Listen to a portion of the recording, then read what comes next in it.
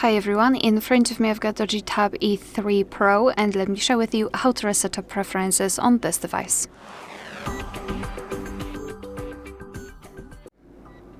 So let's start with opening the settings, and here in this left section we have to scroll and find the apps.